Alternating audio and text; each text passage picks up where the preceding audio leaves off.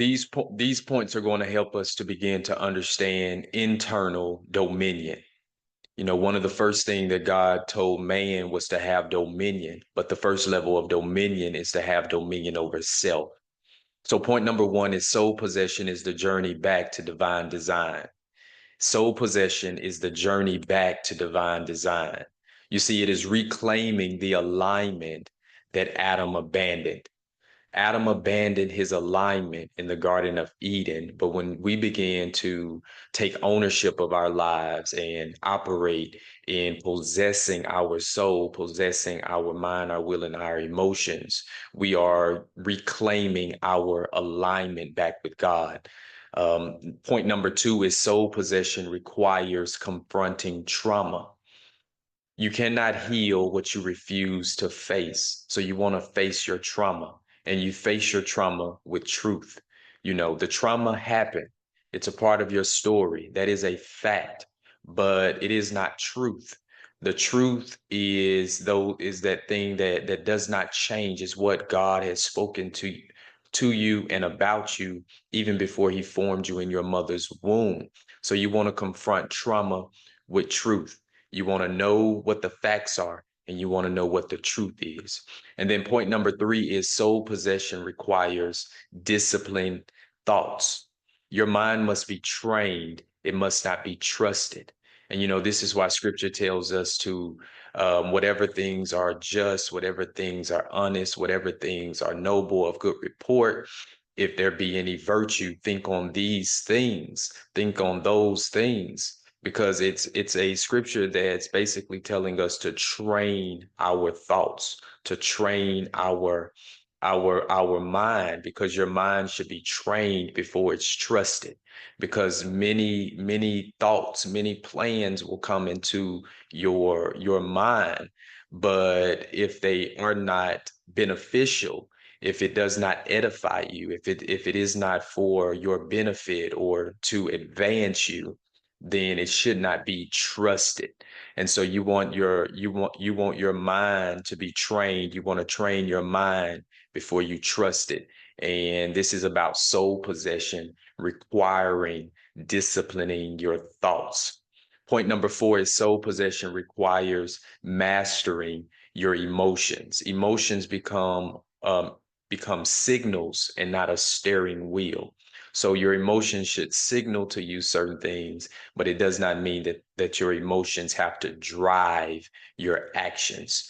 Point number five is soul possession requires yielding to the will of God. Decisions become surrendered, not impulsive. So before you make a decision, are you surrendering your decisions to God so that you can get his intent, his plans, hear his voice about it? Or are you being impulsive? Are you reacting instead of responding? Soul possession requires you to yield to the will of God. What is God's will for this matter? What is God's will concerning this situation? Point number six is soul possession anchors you in what cannot be shaken. What cannot be shaken is your identity, your purpose, and your spiritual authority. You must settle that. You must settle your identity, your purpose, and your spiritual authority, because soul possession, it anchors you in what cannot be shaken. So although things may shake externally on the outside of you, you must be stabilized in your identity, in your purpose, and your spiritual authority. Because whatever happens on the outside, if you have those three things settled and stabilized, your identity, purpose, and spiritual authority, then you can get through what happens on the outside. And then point number seven is soul restoration unlocks every other form of restoration. Nothing outside of you can be reconciled until what's in you is healed. In the Garden of Eden, Adam and Eve, they lost a whole lot. A lot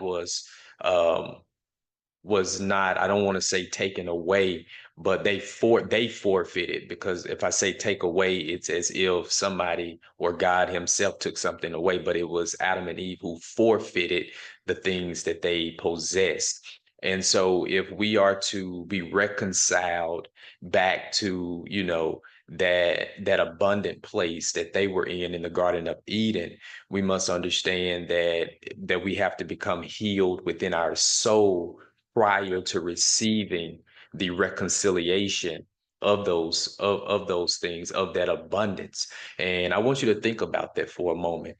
If you were to be reconciled back to, perfect health, reconciled back to wealth, reconciled back to harmonious relationships, reconciled back to, operating in dominion in your chosen career path and in industry, is your soul in a place where it can handle that, or will it jeopardize it?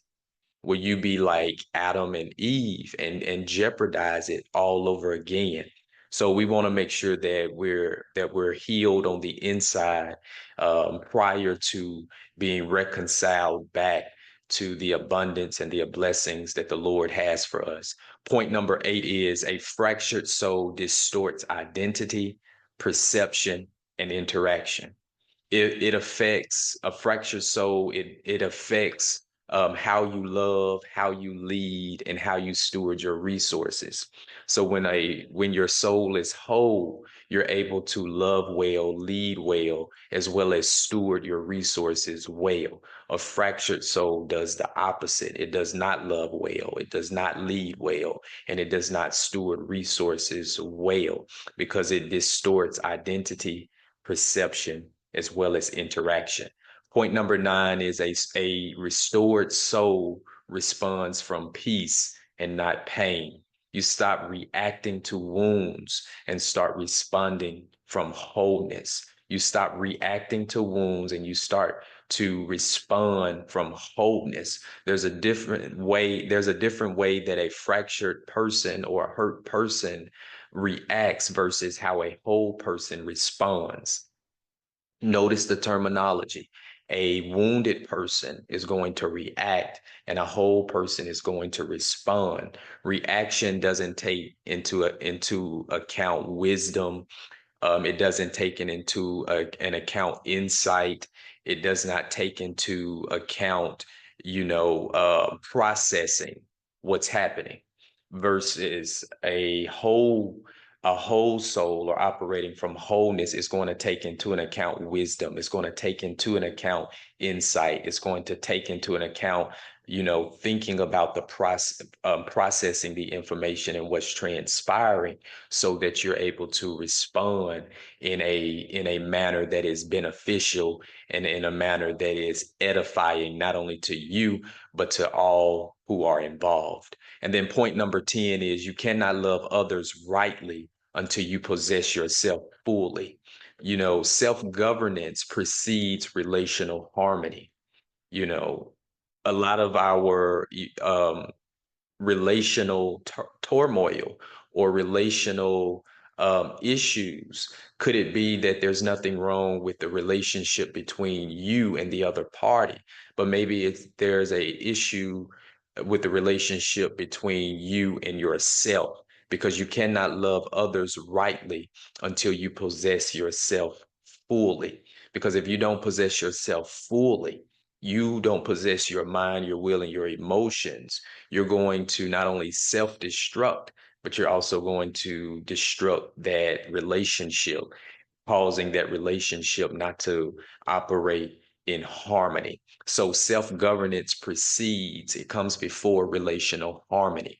And then point number 11 is divine design must be settled internally before it manifests externally. You must settle the divine design internally before it can manifest externally. You must believe it within yourself and begin to make sure that your daily routines and your daily habits reflect that which you truly believe, which a whole soul is going to believe the divine design. And then these things, the outcomes will begin to take place externally. And so I wanted to share these points with you as it relates to internal dominion. Remember, the first level of dominion is to have dominion over self. And let's do an overview of the points. Point number one, soul possession is the journey back to divine design. Point number two, soul possession requires confronting trauma.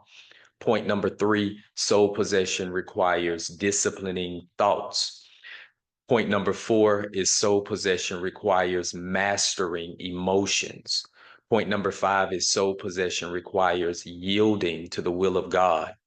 Point number six is soul possession anchors you in what cannot be shaken. Point number seven is soul restoration unlocks every other form of restoration.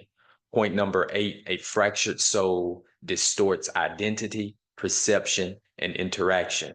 Point number nine, a restored soul responds from peace, not pain. Point number 10, you cannot love others rightly until you possess yourself fully. And then point number 11, divine design must be settled internally before it manifests externally.